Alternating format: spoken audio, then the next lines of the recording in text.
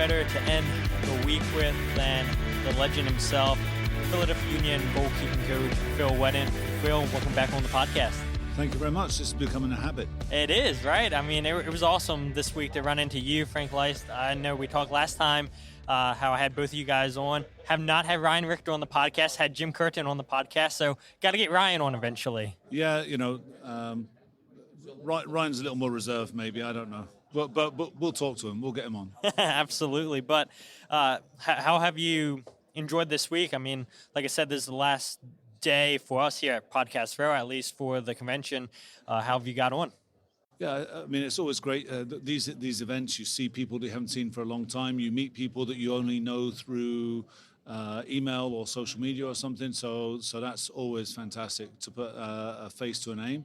And then, seeing people that you just haven't seen.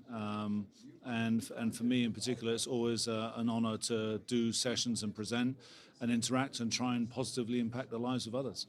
Yeah, absolutely. That's why I love, not only just you and Jim, but the whole organization. You guys aren't afraid to share your secrets. You guys want to help the next generation get better. And you see some coaches are like, I'm not telling you my tactics, I'm not helping you, but you guys are the opposite. You guys want to help. Well, the thing is, it's all about sharing information. So this is a coaching convention. It's a convention for coaches. So not sharing your information is counterproductive. I think that the role of a coach is still to execute a session. So if you look around here and you see people who are writing down notes at some of the field sessions, they're asking questions during the lectures and things like that. But at the end of the day, it comes down to actually putting something into practice. So that they may steal your session, they may take your session, but can they coach it and run it the way that you want it to be, or the way that you would rather? Yeah, absolutely. Now, I mean, your work with kids, your work with obviously professionals. One of my listeners, they want to know, what are 3 foundations that you teach when you're working with young goalkeepers? Well, 3 things: stability and balance, movement and timing, and then basic technique. I love how you use these little dummy things and everything with your training sessions. I mean, you use technology, and I'm like, how did you even think to use that? You always use so many different innovations, and Jim Curtin talks about how that's one of your pillars for success is innovation. And who better than the Philadelphia Union and utilizing those type of equipment? Yeah, again, as coaches, in my role, obviously I've got to prepare goalkeepers to play, so and to compete at the highest level. So I don't have the luxury often of having a back 4 or having or creating the environment using players. So I have to be able to use mannequins or different shaped mannequins. Make the goalkeepers uncomfortable, whether it's wearing synaptic glasses or swivel vision goggles or something like that, make it more challenging for them, so that when they are in with a team, they are mentally engaged, they're physically engaged, and they're performing at their best. This being a Philadelphia Union podcast, obviously, I had you on last season, towards the end of the season, and I remember us talking about stats that you guys can break, and we were talking about potentially breaking the goals against per game record, and you told me, bring that up's gonna jinx you guys, and sure enough, that's exactly what happened. And you can go back and tell the locker room, the players, yep, I was on that podcast, he brought up this stat, and he's the reason why we conceded 4 goals in Charlotte. So I do apologize for that. But then again, at the end of the 34 games, we ended up breaking the goal scoring record. But yeah, it's absolutely your fault that we lost 4-0 in Charlotte. I know, what a terrible situation for you guys to go down in a hurricane and everything. You're playing on turf, and I know you probably don't want to make excuses, but I was a little bit shocked, honestly, that they were going to play that game. But I guess you guys being professionals, it's your job to play. Yeah, I think we were all a little bit surprised. There was talk of trying to play the game on a different day, play it earlier, later, fly down earlier, later. Again, nature has its own way. So as a coach, as athletes, you just have to deal with the environment that you're given. And there are no excuses. On the day Charlotte executed, we didn't.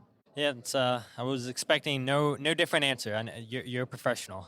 But seriously, though, I mean, you guys, even though you didn't win MLS Cup, I think you guys had an unbelievable last season, and I think Yeah, the goal is obviously to win trophies, but you guys did just what this club's never done before, breaking so many records. Like you said, the goals conceded record in 34 games, 26 goals, I believe you guys conceded. I mean, yeah, we all would have wanted you guys to win MLS Cup, but you have to be proud with the way that the season ended for you guys, even though it didn't end in a trophy. 100%. Obviously, when you go through that final experience, you have that taste in your mouth, and it's sour, and you don't enjoy it. When you look back on the evolution of the club, I feel that Jim has done an unbelievable job. I mean, you look at the evolution of the club over the last 5 years. I mean, you've got to be kidding me. I know. It's unbelievable. Jim's done such an amazing job and Ernst, of bringing in players and managing players to create an environment that is a high-performance environment without superstars. Now, it's a blessing and a curse because expectations now are even higher. And we know Philly fans are, I was going to say ruthless, but that's not the right word. They're passionate. Yeah, I was going to say. Yeah, so the Philly fans are passionate, and I'll tell you, being in Subaru Park and looking around when we score, and the Dupe song and the smile on people's faces and the support that we have. I mean, what an unbelievable environment.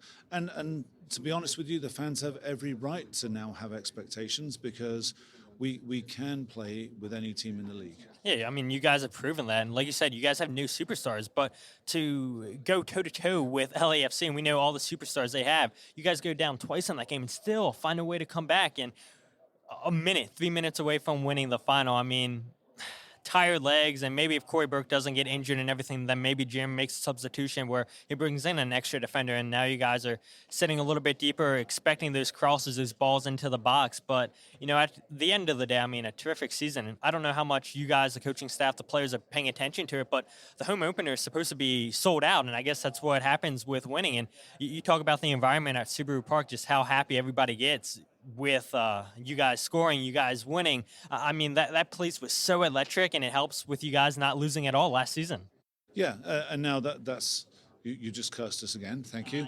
But again, the support for the union and the fans are just unbelievable. And for me, we've been in a lot of different environments in the MLS. Obviously, I've been fortunate to be in different environments around the world as well, and I don't know that there's another place I can say when a goal is scored that the atmosphere is like that, and our fans are unbelievable. And you talk about in the college world, they've talked about the 12th man and things like that. Absolutely, the fans demand more from the players and the coaches. So it's an unbelievable atmosphere. Yeah, I mean, I remember sitting in the press box for the playoffs, like when you guys took the lead against New York City or against Cincinnati, like the press box shaking. And I don't know, can you guys feel that on the field? Oh, unbelievable. Yeah, absolutely. And then you get, where we're sitting as well, you often get the splashes of liquid as people are throwing their drinks everywhere. So if you're going to throw, please throw left or right, but not forward. Thank you. I didn't even think about that. You're right. You're right. I've been in the river end too, where you guys have just scored a game-winning goal, and people were throwing their alcohol. I'm like, come on, this is not what I signed up for. But no, but you did sign up for that. You did. You're right. Yeah. You're absolutely right. Well, you talked about Ernst Tenner bringing in new players, and you guys signed Joe Bendick this offseason, and he's done something that he's never done in his time as Union sporting director, and that's select a player in the super draft. He selected two. The first overall pick that he had, Holden Trent. And he played at High Point University, who had a 1.0 goals against average with 22 shutouts in 52 games. Did you have any input on the Union going with that pick? I mean, obviously you had Matt Freese, you resigned Joe Bendick, Andre Blake. Did they ask for your input? Yeah.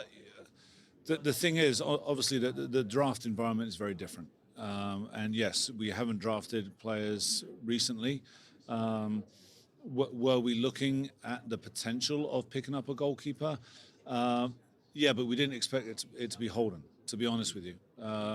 He in our opinion, he was top of our list of potential goalkeepers that are out there, and there was no way that the expectation was that he would be there. And in talking to him, he didn't expect to be there. So when it came up,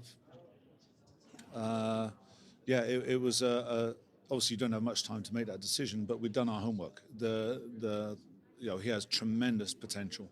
Just looking at all his accolades in college, and like I said, I mean, 1 goal a game average. I mean, that's outstanding. I mean, you would sign up for that for sure if you can score 2 goals and you only concede one. Like that's fantastic. Then you look at the shutouts, 22 and 52 games. I mean, it's good to have a goalkeeper that can make the save, and not even just the easy saves, but the hard saves too. And that's something that Andre is so good at.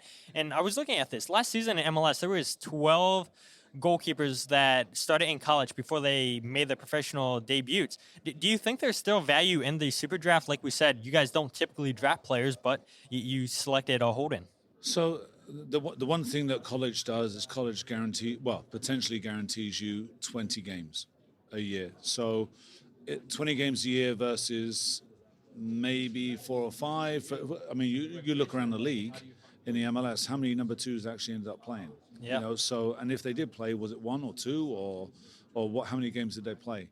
In our situation, we decided to use Matt Freeze a lot with our second team because the MLS Next Pro is a good environment. So he's still making game decisions, still acting appropriately within our system of play. So it was good for Matt. He got 15 games, but that's still not as many in a year as Holden got in 4 months.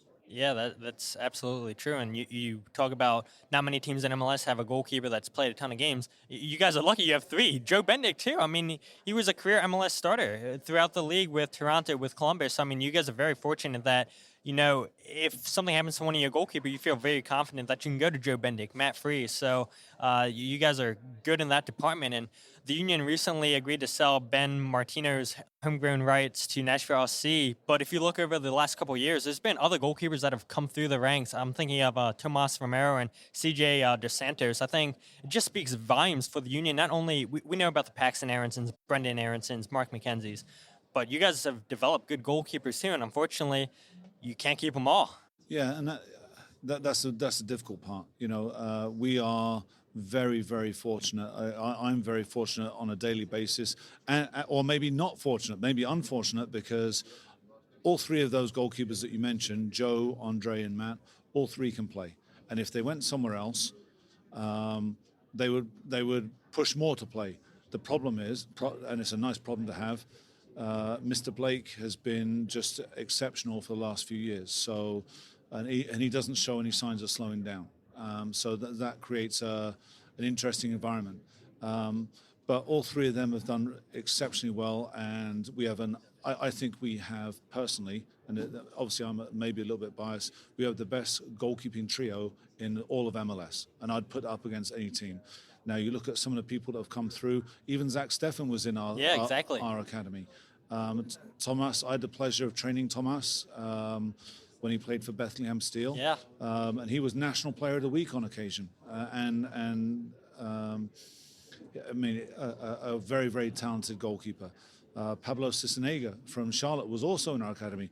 We won't even talk about John McCarthy because, I might have to throw this microphone. Yeah, no, I listened to a podcast you did, and of course, the LAFC goalkeeper had to throw that in your face, right? It's like one of the first things he brought up. Yeah, absolutely. But I think we, our goalkeeping staff.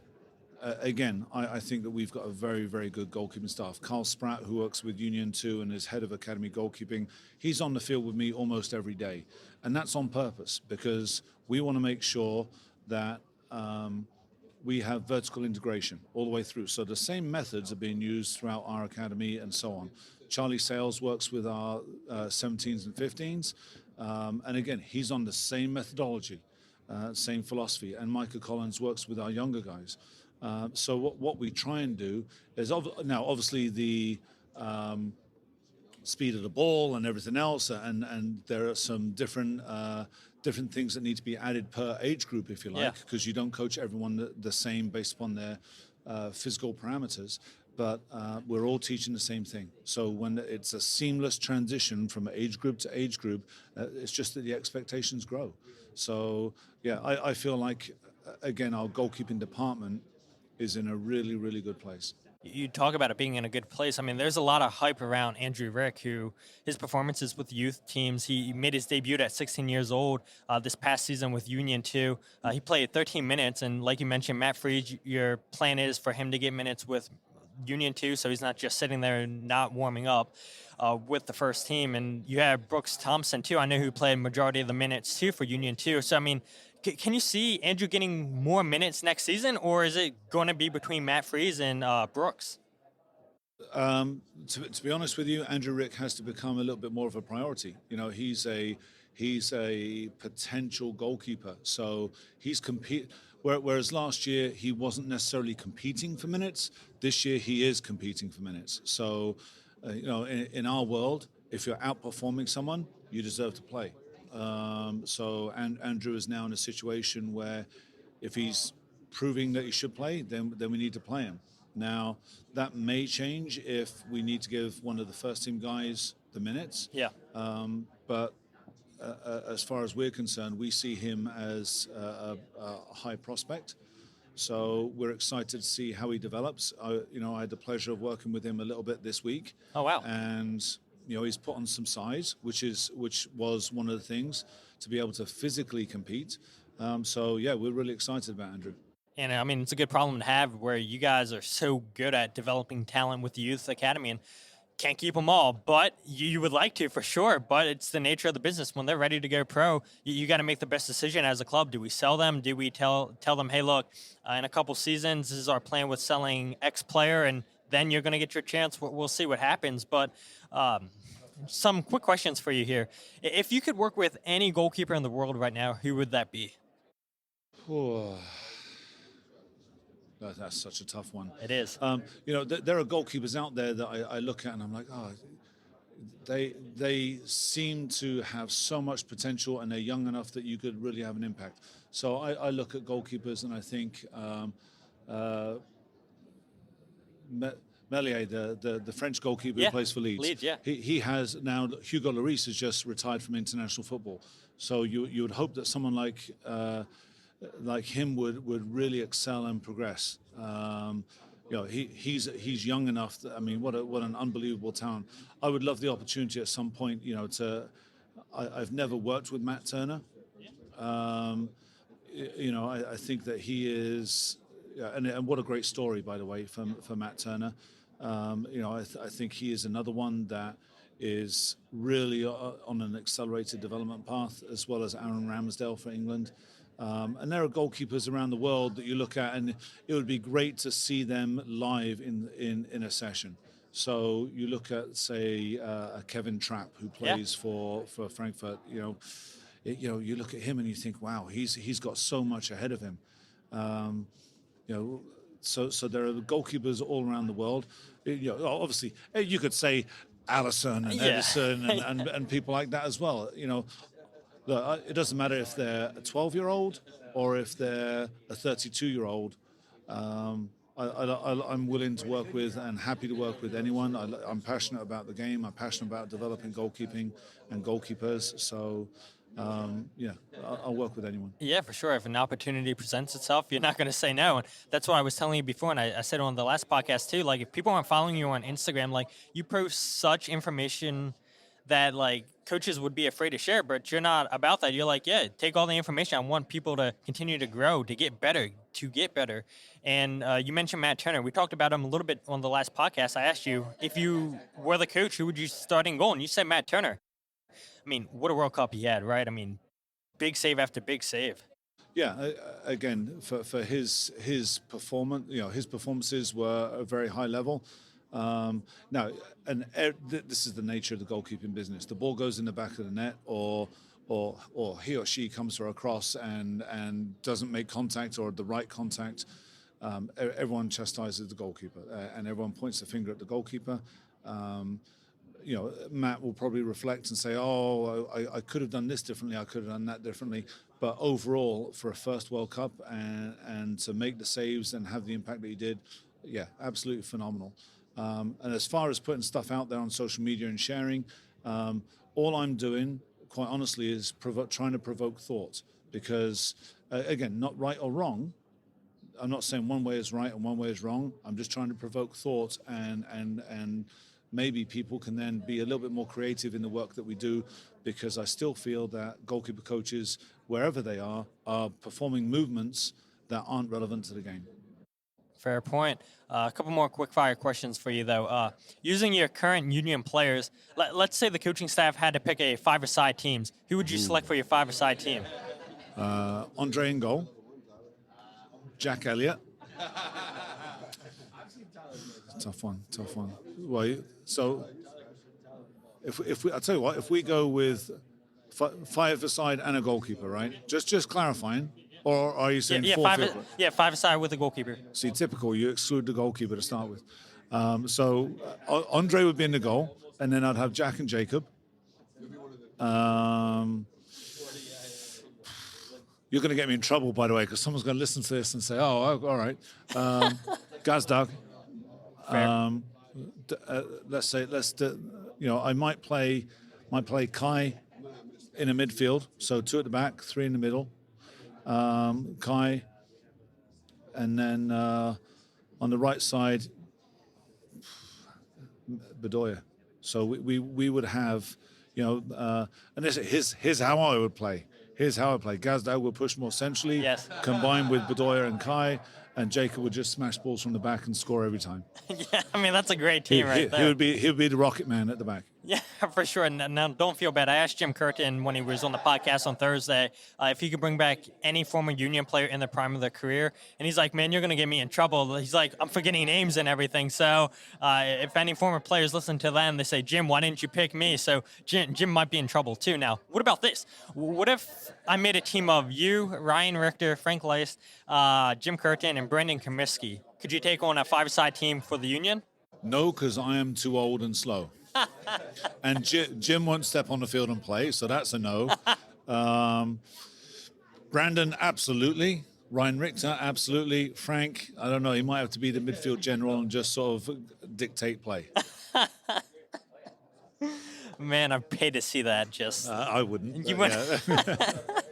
You're like, I'll set this one out, I'll coach. Yeah, I might pull my hamstring walking to the field. We'll see. Two more for you, though, Phil, and I'll let you go. If you can bring back the MLS penalties of old where the players line up 35 yards out and they have to go against the goalkeeper one-on-one, would you bring that back? So is that a philosophical question or a rules question? Because if it's a global rules question, the answer is no, because that's not the way the game is played. If we're talking about what's in the best interest of the goalkeeper, I would say yes, because goalkeepers would be far more successful at that than saving penalties potentially. For sure, absolutely. Then I think like back then in MLS, they only had 5 seconds to kick the ball. So, yeah, I mean, people love chaos, and that definitely brought chaos. But the last question I'll ask you is, I don't know, I'm sure you guys have seen this, but apparently MLS is considering changing the playoff format, which includes a best-of-3 series for the first round and then single eliminations for the rest of the playoffs. Would you be in favor of something like that, or are you fine with the way that playoffs have been the last couple of seasons? I'm fine with the way that playoffs have been the last couple of seasons. Yeah, me too. Because, and again, nothing. I feel like if it's not broken, don't try and fix it. But the other thing is, what does a number one seed get you then? Yeah, none of that information's been out yet. That's literally all the Athletic put out this article. That's all the source would tell them. So. Yeah, so we don't have any. Yeah. I don't take this the wrong way. We don't have any credible information. I don't know what things are going to be. Yeah. I'm not sure that Jim does either. We'll have to wait and see. But I feel like sometimes are more games better? Maybe for Apple, but I don't think, like, what's the point? Like you said, what does the number one seed get you then? Like, it's like you play to get that buy-in and everything. You play to get the home games. And I personally, like you said, it's not, if it's not broke, don't fix it. Maybe the only thing I would change is where I know, like, you play your side of the bracket. I feel like the 1 seed should play the 7 or something, or the lowest remaining seed, Yeah, just yeah. not staying on the same side of the bracket. That's what I would change personally. But you have MLS saying potentially a best of 3 series for the first round and then single elimination. I know there was a rumor out there that said you guys would play a World Cup style, but apparently the league got some pushback on that, and they are not Okay. considering that. I So didn't know that. Okay. But again, you look at this, and for the Philadelphia Union this year, we're playing, and again, we want to compete, and Jim would say this himself, so I'm not speaking out of turn. I'm not the head coach, so, but he would say this, that we're competing for every trophy. We want to win every trophy. So that being the case, we will play in, obviously, the league. We'll play in Champions League. We'll play in the Open Cup, play in the Leagues Cup, right? And then you'll have playoffs after. So we're looking at the potential of 55 games, 50-ish games. Now, if you don't make, for those teams that aren't playing in the Champions League, now our team has played all these games. What if we progress in the Open Cup? What if we progress in the Champions League, which is the goal, obviously? And now you go into this different playoff format. yeah. So it actually benefits teams that aren't playing in these other competitions and or not competing to win these competitions, because they'll play less games, their players will be fresher and therefore ready to go. Yeah, I mean, I agree with you. Now, for what it's worth, apparently the owners have to agree to these changes, obviously. So, I mean, I hope they don't change the playoffs. Like I said, the only thing I would change is like the 1 seed playing the 7 or something like that, not just sticking to your side of the bracket. But regardless, if it's not broke, don't fix it. And I hope you guys get some kind of input once the league starts talking about this. So, Yeah, we'll see. But again, even if 1 versus 7, it's a single elimination game. Anything can happen. Anything can happen. The MLS, the parity out there, every team can beat every team. So, and like you said, you jinxed us against Charlotte. So, there's so much parity. So 1 versus 7 could still go against you, obviously. Yep, absolutely. Well, Phil, it was a blast catching up with you here at the convention, and just seeing all the union guys here, whether it be people from the academy, the first team. I mean, love seeing you guys supporting each other out here in Philadelphia at the United Soccer Coaches Convention, and we're looking forward to your home opener against Columbus Crew the 25th of February, and you guys are off to Florida this upcoming week. Yeah, Monday. So we had a great week of training. The players came back in great shape. It was great to be outside on the grass. We weren't expecting to, so that was a blessing. The players are off this weekend, getting themselves together, and then down to Florida, and we start competing almost straight away. So we've got 7 games in Florida, so it's going to be a really interesting preseason. We're looking forward to it. Absolutely. As always, thank you so much, Phil.